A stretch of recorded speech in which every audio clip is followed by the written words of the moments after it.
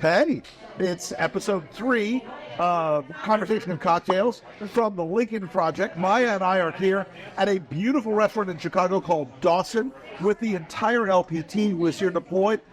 Wow, it's a great place. Yeah, it's a great place. But wait, sucking down tuna tartare. Of course, Maya is avoiding the carbs, and I this evening am not. Yeah, and I have my mocktail again. And I have a cocktail again. And we're doing this by candlelight. You can't quite tell. Very, very, very good light. Yes. We're happy we're good light all the time. Yeah. So Biden had a big night last night. Yep. I thought it was a good speech. I thought it was the right speech in a lot of ways, right? And, I mean, I would have written it differently maybe, but I think he delivered all the points he wanted to deliver. And I think we saw a really good handoff last night. Yeah. What I really liked about the speech was that it engaged people in what I feel like needed to be done and said, which is people were grateful for him, for his service. That's right. And I think it squashed all of these little rumors and things that we're hearing that, Biden got pushed out. It was a coup, because that was one of the right-wing talking points that we were hearing a lot of. And so I feel like last night it became very clear that this was a decision that he made, and that he made it for the betterment of the country and to ensure that Kamala Harris was set up for success, which is what we were talking about last night. So I thought it was excellent, and I teared up when everyone was like, "We love you, Joe." Looked up like that was a moment. Let me tell you, the thing that got me was there was a cutaway of Tim Walz just cooing.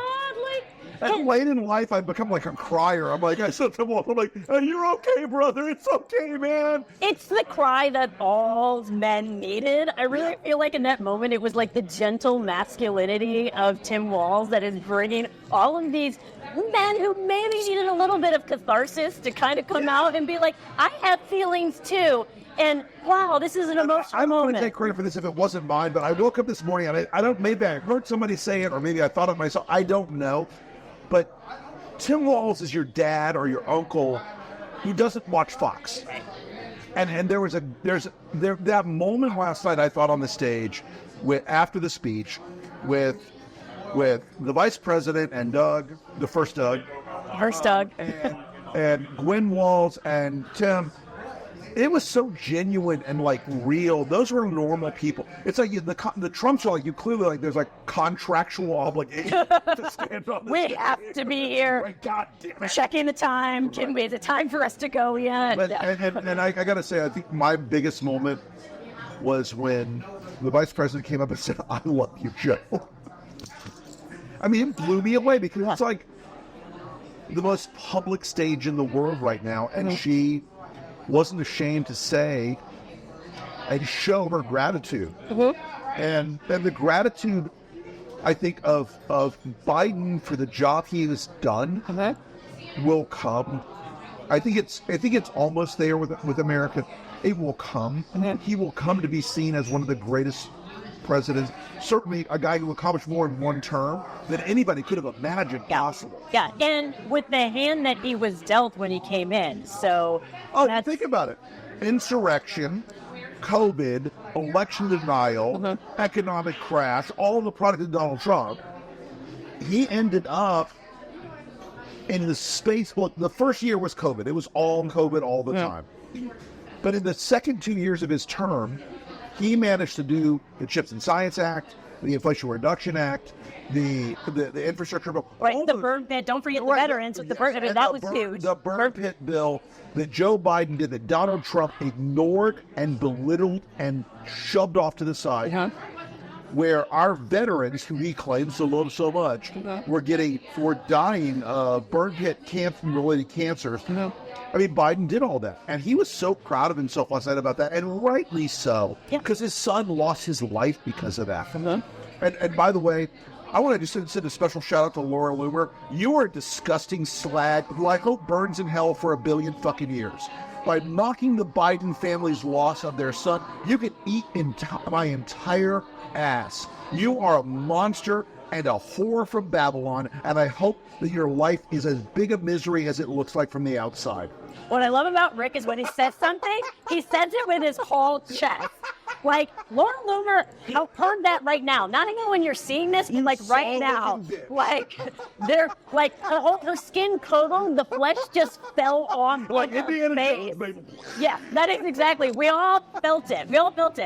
And not to take away, though, from like the... But back to the seriousness of the big event that we're supposed to be talking about. No, but last night was... The energy in the room was so palpable, so positive. And even when we were talking about the challenges, because when they brought up those families to talk about reproductive rights and the freedoms that had been taken from them, that was such a poignant moment. But they spoke about it not just in terms of what they lost, but they spoke about it in terms of what they didn't want other people to lose. They wanted to protect the rights of everyone. Yes. And yes, those stories were heart-wrenching. Yeah. Those stories were painful. And I look back on the idea that you don't want big government in your business. Well, it should not be in your personal life at the most intimate levels. And it was good to tell those stories on that first night because I think it set some of the stakes.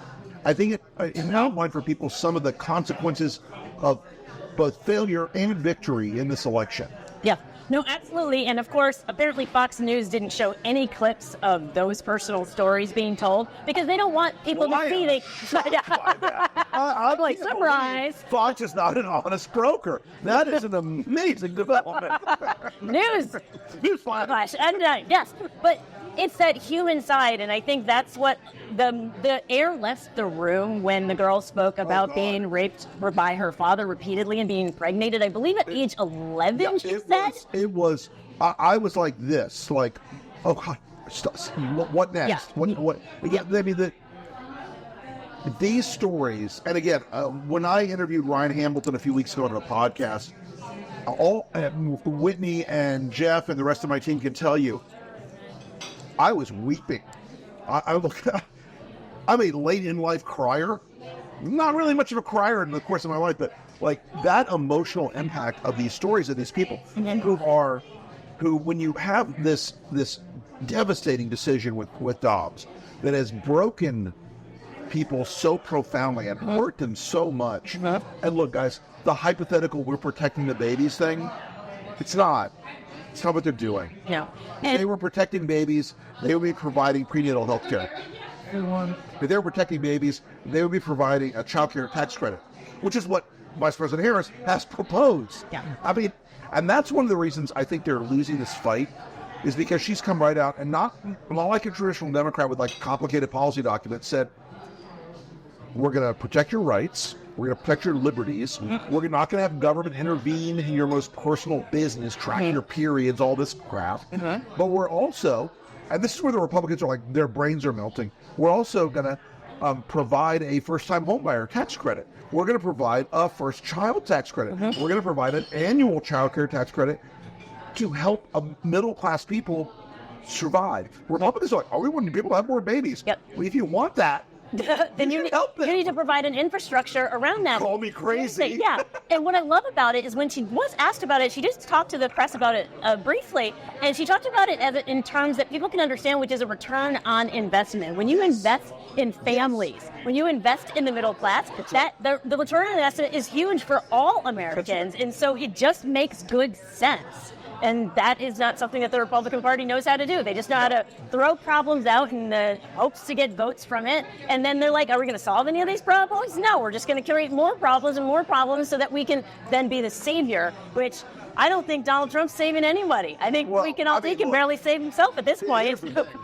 Donald Trump today had trouble filling a sheriff's office for a press conference in Michigan today, where it was so bad, where Trump was so cuckoo that Fox cut away. Fox said, no, that's too much. That's too crazy. We're not going to cover this. Whereas tonight, the Harris-Walz campaign in Minnesota, or in Wisconsin. In Minneapolis. Minnesota. No, in Wisconsin, in Milwaukee. No, in Milwaukee. We're all over the place, people, but we know where we're at. We get a lot going on, folks. Sorry. It's been a crazy night. I haven't slept much. I'm punchy.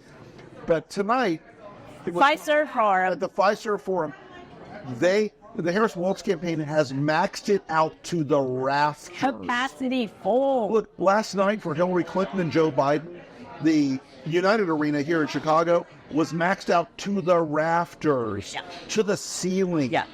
And Donald Trump is having trouble getting enough people to fill a parking lot at a Waffle House. And I'm kind of here for that because we are seeing something at this convention. And Maya and I have been around all day today talking to people all day, doing interviews, doing podcasts, talking to people.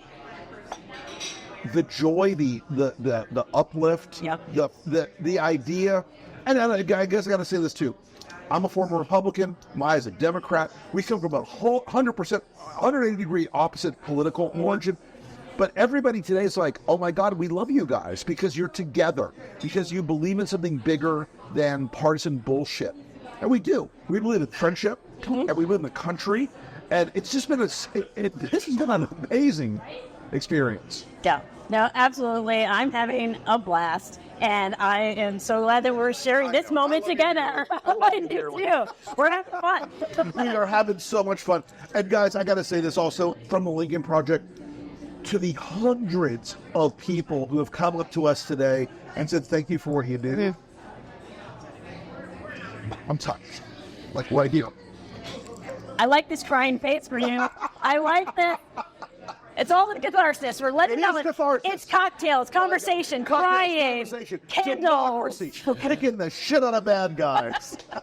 Together. All right, folks. We will be back tomorrow night with more conversation and cocktails, and possibly, maybe even a live stream from the secret Lincoln Project party here in Chicago. And if you're not invited, you should ask how to be invited if you're here. Yes. And don't forget to like, share, subscribe. Yes, please. All of those things. All the things.